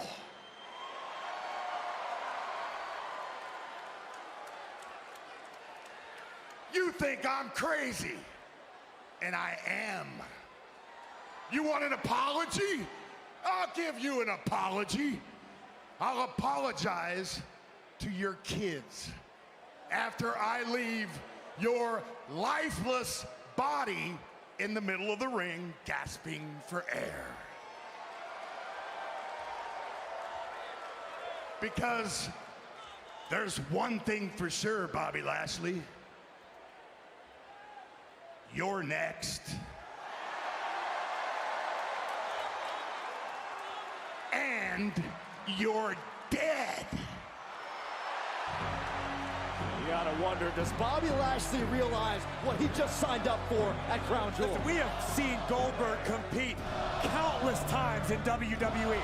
I have never... No. Hold on. Bill, you know of all people that you can't kill the Almighty. And I can see that the fruit doesn't fall too far from the tree. So you can let Gage know if he decides and he has the balls enough to do what he did last time, this time, it won't be a misunderstanding. So you tell me, Bill, what would you do What would you do if you were standing in the middle of the ring and somebody came out and jumped on your back? What would you do if somebody came to the middle? Oh, Cedric Alexander, Shelton Benjamin, the Hurt Business. And then he got attacked from behind, literally, by the Hurt Business. So actually, it's ironic. Lashley's talking about, what would you do if you got attacked by somebody, or if you got attacked from somebody, or if you got attacked by somebody from behind? What would you do? And that's legitimately what happens. So that was actually kind of funny, And then lastly, of course, had to watch as the Hurt Business got destroyed. Goldberg speared. I think he speared both Benjamin and Cedric Alexander. So, that was that. So this was a decent segment. I'm not excited for their match at Crown Jewel. I don't care about this feud. I'm glad that Goldberg's having a match that's not for a title. If you want to bring Goldberg back to have non-title matches, fine. That's whatever. I don't care. But when you have Goldberg coming back fighting for WWE and Universal Championship matches, that's going to piss me off. That's going to piss me off all the time. So I'm just going to say, leave it as is. If this is what you want to do with Goldberg, fine. I'm not going to sit here and complain about it. And this was probably the best Goldberg you're going to get. Goldberg was actually pretty decent in this segment. A license to kill, they're talking about Bobby's kids, saying about he's dead. This was actually really good by Goldberg. I don't expect the no holds bar match to really do much. It makes it easier because a no holds bar match is not a wrestling match. It's more just a street fight.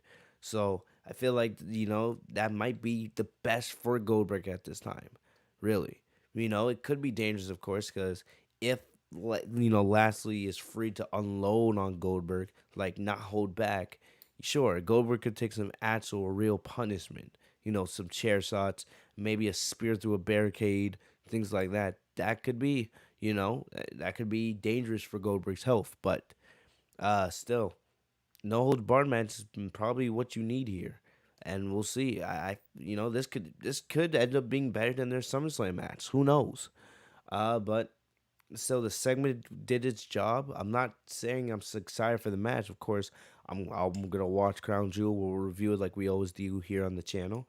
But it will be interesting to see what happens. I would expect most likely Goldberg to get his payback on Bobby Lashley at Crown Jewel. But this was a decent segment. Did his job. And then we'll see what happens at Crown Jewel.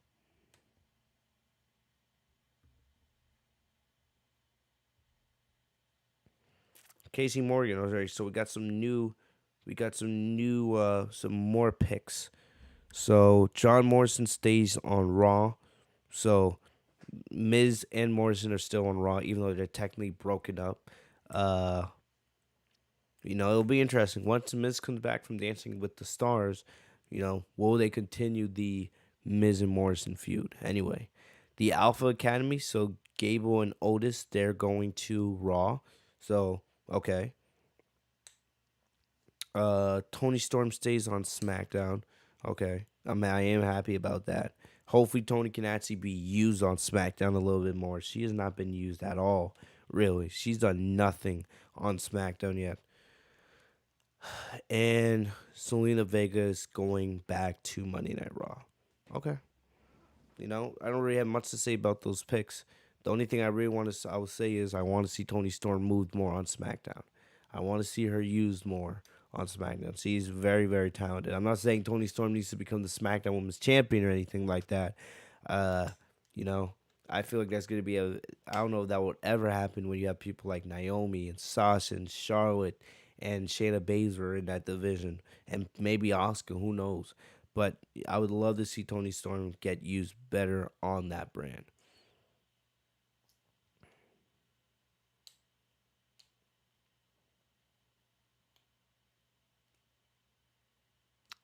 Brandon, Brandon, I do see what you're saying. I do see what you're saying about Goldberg. I agree with you. But the thing about it is, you know, like I don't want to defend Goldberg. I don't want to defend him. I don't want to see Goldberg on my TV either. I complain about it all the time.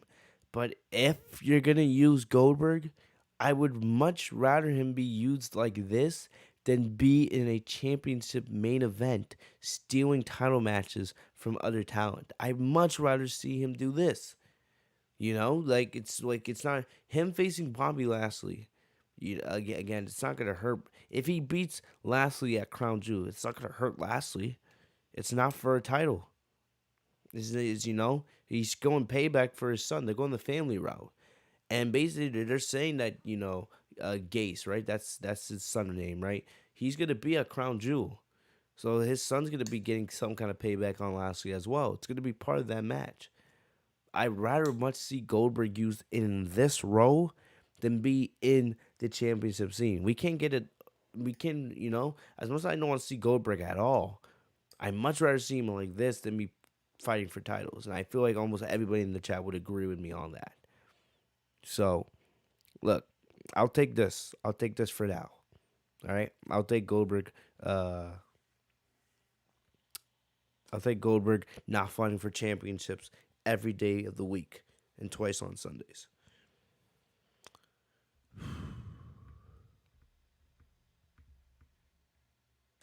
All right, next up.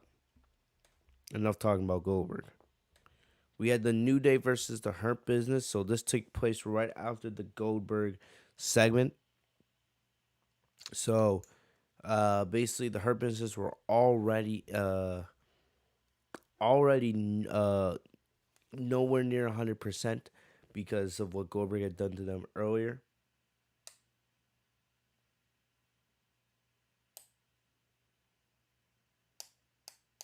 So basically, the New Day dominated this for the most part.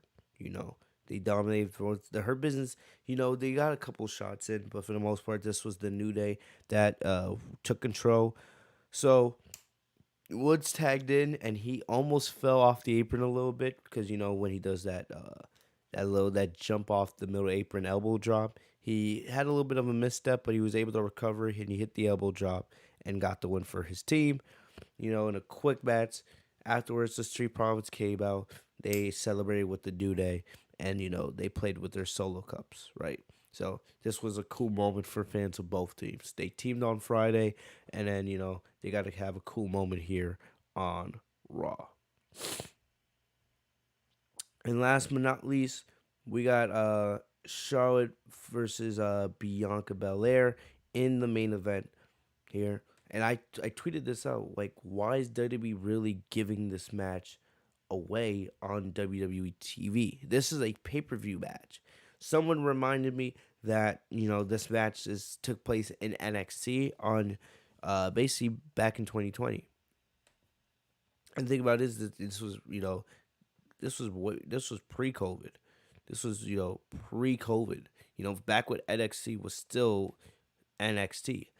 I remember Bianca Belair was a heel at the time, too. This was before Bianca got called up.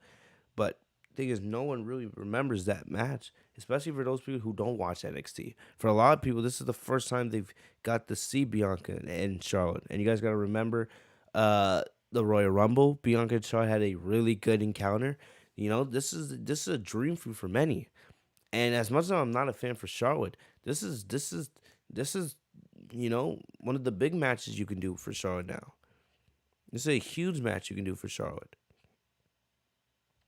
So, to me, I was just like, why are you giving a pay-per-view level match away on WWE TV? Plus, when you knew what the finish was going to be. You knew what the finish was going to be here, man. You knew what the finish was going to be. The second Becky Lynch came out on commentary, you knew it was going to be the same thing that we saw last week with Sasha and Becky. Or not Sasha and Becky, Sasha and Bianca. You knew that Sasha, or not Sasha, sorry, I'm getting my words mixed up. Sorry. you knew that Becky was gonna get involved. At least on Friday, Sasha got the jackknife cover, and even though it was thanks to Becky's aid, right, because Becky interfered, then we got to finish the match. But I had a feeling here. I kept looking at the clock. I was like, "There's only about 2 minutes left in the show. We still don't got to finish. We're not gonna get a finish here." And the thing about it is, you're not gonna have either one be here. Charlotte's the champion. Charlotte's the Raw Women's champion, and Bianca, she has a championship match at Crown Jewel. So there was no way that neither woman could lose here. So it was just like you're wasting away. For many people, this is the first time they're getting to see Charlotte and Bianca go at it. This is a dream match for some people, a dream feud. You could argue this could main event a pay per view, really. So I'm sitting up just like, oh man, you're gonna give us a fuck finish to this match, and then the match was pretty good. The match was pretty good. I'll give WWE credit. It was pretty good. But then right at the end, you have Becky come out, right? Bianca hit a beautiful kiss of death, but then she went for the cover, and I was like, all right, here comes Becky. And then Becky, of course, put her out of the ring to cause a DQ, and then she sent her into the steel ring steps, right? And then even though this was kind of predictable, because I knew Sasha was out at Raw, it didn't do anything to hurt it. Sasha comes out, and now she's wearing a blue outfit. She attacked Becky and stood tall to end the show. So in my opinion, it was a good way to end the show because Sasha ending the show, of course, beautiful, best in the world, right? That's of course what it should be. Who doesn't want to see Sasha Banks to end an edition of Monday Night Raw or SmackDown? But I just don't like how they be. You give us a big match like this with Bianca and Charlotte, and we don't get a finish. Me personally, I don't like that at all. I don't like that at all. So it is what it is. There's nothing we can do about it now. It's just, to me, it's just the lazy, illogical day to be booking. I personally would have, done something different. Maybe you could have done a tag team match. I don't know. Maybe do Sasha and Bianca versus Becky and Charlotte. Even though technically Sasha and Bianca aren't really on the best of terms, still, maybe I would have done something like that. But anyway, I don't get paid to write this show. But personally, I don't like giving big matches like that away, and especially when we don't get a finish. I don't like that at all. It feels like a waste. It feels like you're cheating the audience in a way. You give us 80 to 90% of a good match like that, and then we don't get a finish. It's like, what the fuck? But anyway, that's how the show. That's how the show ended. Sasha looks very strong coming out of this. We still have, of course, about another 2.5 weeks till Crown Jewel. So it'll be interesting to see how the build up to that show continues. But Monday Night Raw tonight, it was whatever. It wasn't bad. But it wasn't anything crazy. I'm not going here saying like, oh, this is the best Raw of the year. No, it wasn't a bad show. I was more focused on the draft picks, and I'm not going crazy over the draft. Like I said, the real work begins now. The draft's over. You have the rosters. They take effect after Crown Jewel. Now let's focus on actually getting the right writers and making this show watchable. It's that simple. I said it multiple times in the podcast already. You can change the rosters all you want, but if you're not going to give us a show worth watching, there's no point. The draft doesn't mean shit to anybody. So, you change the rosters. So, give us logical storylines. Give us competitive storytelling. Give us something that we're going to want to watch. It's really that simple. So, that's my big thoughts on the draft. I'm not going out here thinking the draft was great, or I'm not coming out here saying the draft sucked. The draft was It was to me. Right? The rosters, they did change. There were some big changes, of course. But nothing too major to me that's like, I'm coming out of this draft saying, wow, that's insane to me. There's really nothing coming out of this. But, we'll see what happens going forward. But, make the shows watchable.